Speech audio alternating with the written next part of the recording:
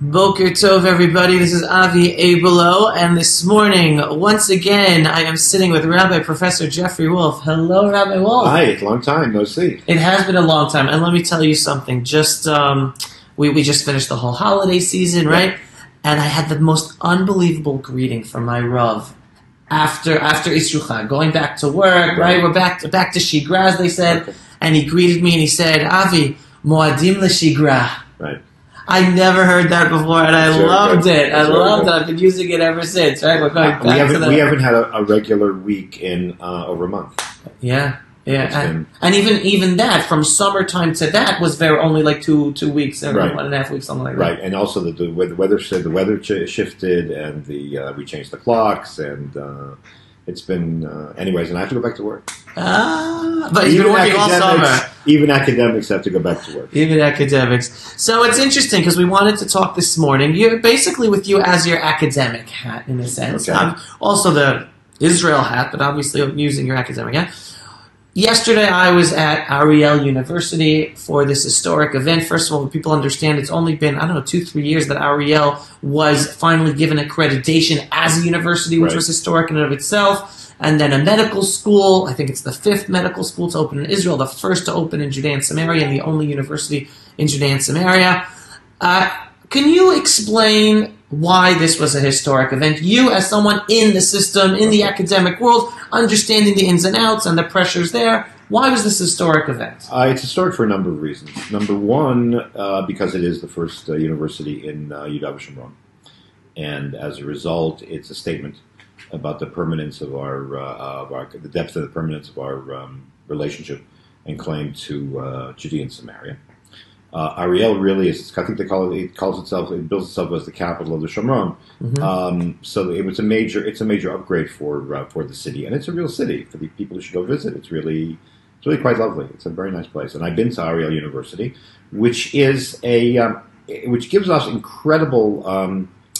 What do people say today? It gives off really amazing positive energy because it's a young institution that wants to grow and wants to do, and they're constantly building and stuff like that. It's really very impressive.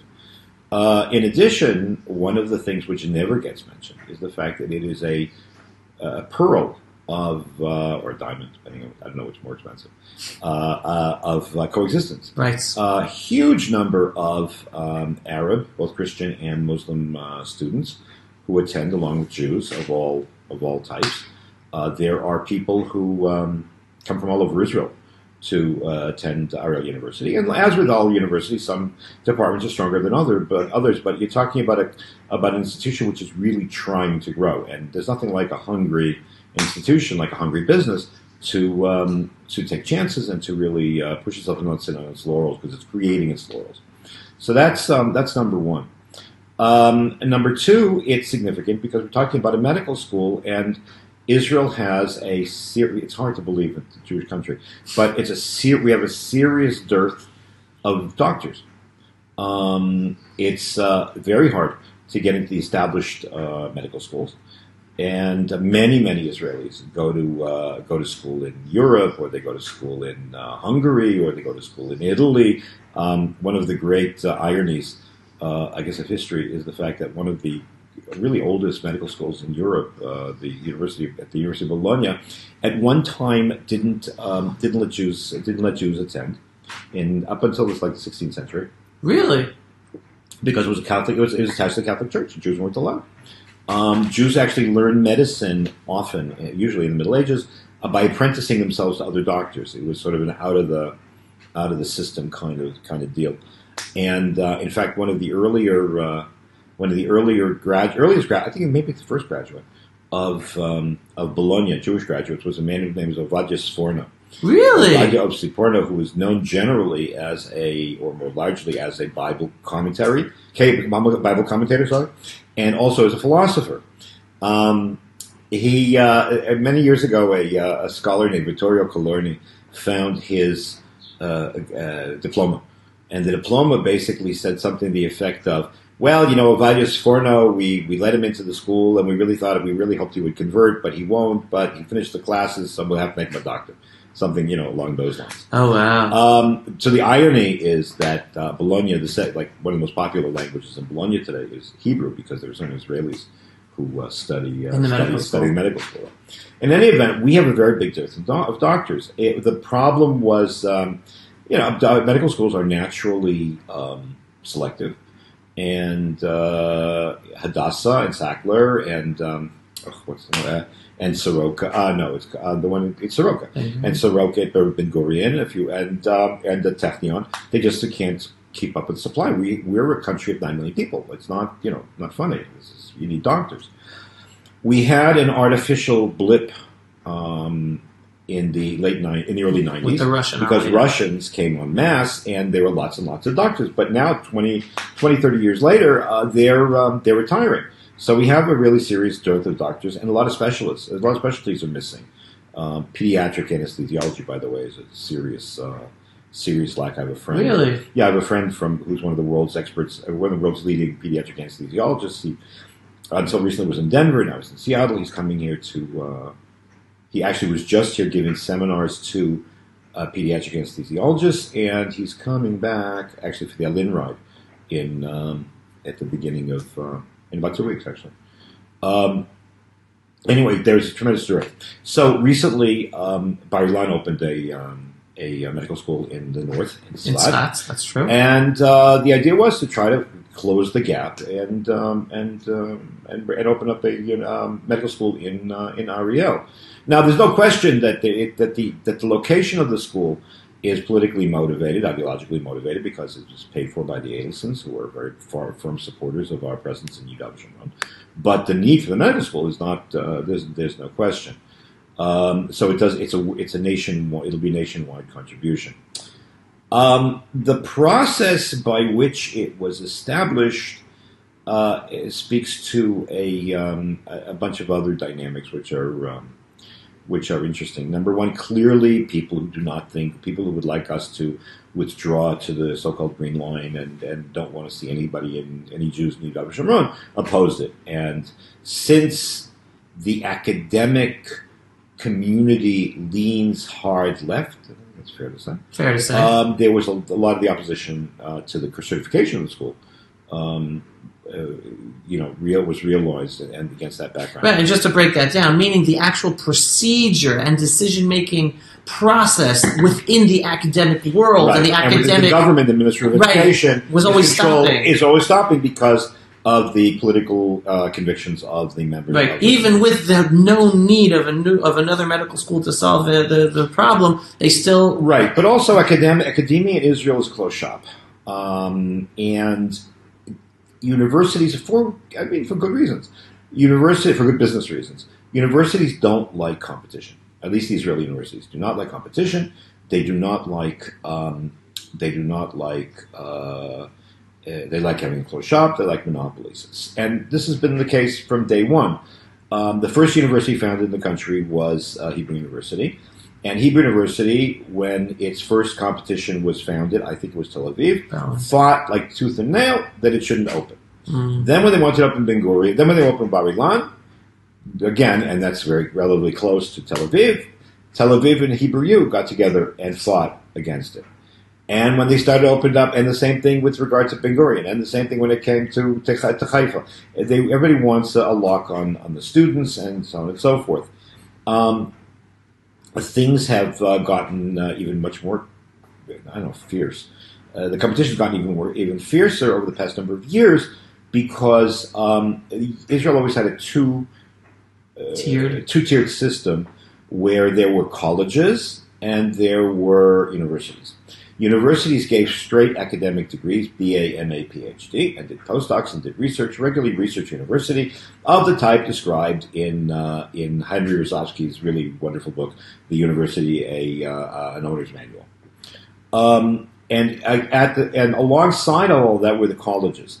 The colleges, now college in Israel is not the same as college in the United States. College in the United States is a primarily teaching school that gives a Bachelor of Arts. And from that, if you want to go get an MA or a BA or a PhD, you go to a university. Colleges in Israel started out primarily as teachers' colleges. They did not give a BA, they gave a Bachelor of Education. which was not considered to be on the same par. In terms of, okay, let's do it this way. It wasn't considered on the same par academically, so that if you wanted to use your BEd and go get an MA at a university, they have made you take all kinds of makeup stuff and whatever. Mm-hmm. In terms of salary, it made no difference. So they gave BEds, and some places gave MEDs. And it was considered for teachers or for therapists or for people that did not go into hardcore academia or research. Were not on that track. Recently is like the last 15 years, there's been a process by which the colleges have also giving BAs and MAs, which was very democratic of them. It's interesting that colleges cost more money also. Yes, colleges are more expensive. College is more expensive than university. Because they're easier to get into. They're also different. They're also very different systems, and the pay scale is different, and how they pay the faculty is different. It's a whole nother ballgame. I taught part-time in a teacher's college for about 2 years, and because I don't have a teaching certificate, so I don't have a teacher's license, so I couldn't hook into a lot of the parts of a lot of things that make up a salary. So at one point, it was actually costing me money to work there. So I had to stop. Anyways, so what happens is by giving them BA and MA, the higher education council basically undermine the universities, because now it's easier to get into the colleges, as you said. It costs a little bit more, but you get out faster. It's not an academic track, so these are very attractive options for people that want degrees. And as a result, the universities are hurting for undergraduate students. We at Bar Ilan have had an increase recently, but it's not simple. So the question of internal competition is an issue, and it certainly came into play when it came to the establishment of the medical school in Ariel. Is it the Adelson School? Is that what it's the Adelson Medical School. So anyway, and then it's going to be a question about I don't know where they're going to associate it. You need to have hospital rights. It's a whole, it's all. So it's interesting that you raise that, because they already announced that they're going to be opening a clinic in Ariel, a medical clinic, which makes sense. Yes, but you need to have a hospital to work with. But I'll tell you what this. So I'll tell you what the deal with clinics is. I did not know this. I had I once had the privilege. One of the really great Jewish ethicists of the second half of the 20th century was a man whose name was Professor Baruch Brody. May he rest in peace. The Father of Bracha passed away not long ago. He was at Rice in Texas, and I had in Houston, and I had the privilege once of spending Shabbos at his home, and he explained to me what the deal was. That tuition doesn't pay for the cost of medical school. Medical schools run based on the grant money that comes in, so they need to do research, and also the clinic hours. Because what happens is that the people come to a clinic, they pay less than they'll go to a regular doctor, but the staff of the clinic also doesn't get paid regular doctor hours. So the money that comes in from the clinic is critical for the financial well-being of the institution. So a medical school that doesn't have a clinic, doesn't have clinic hours. In fact, if you notice, if you watch, I remember this from House, but those who used to watch House, the administrator, whoever it was always trying to get House to do clinic hours. And the reason it wasn't punishment. It was because they needed to be able to get as many people treated. It's also a humanitarian thing. But getting people treated as possible, because that way you got insurance money and you got this and that and the other, which is a major source of income for for hospitals, which are or for medical schools, which are incredibly expensive to run.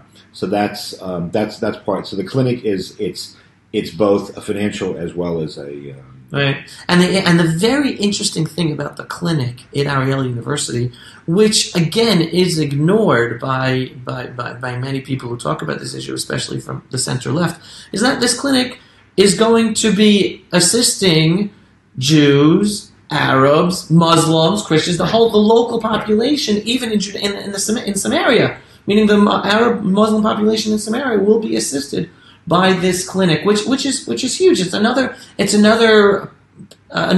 proof of the coexistence and the benefit of life. Look at some of the leading doctors. Some of the leading doctors here in Efrat treat a lot of the local Arab population as well. The sad part is that the Palestinian Authority then intervenes and threatens the families, tells them not to get treatment from the Jews, get it from wherever else. Which is not. I don't mean to, in any way, shape, or form, to besmirch the professionalism of Palestinian doctors, but it's this thing. And also, it's Jewish doctors. It's a natural draw. So it's good.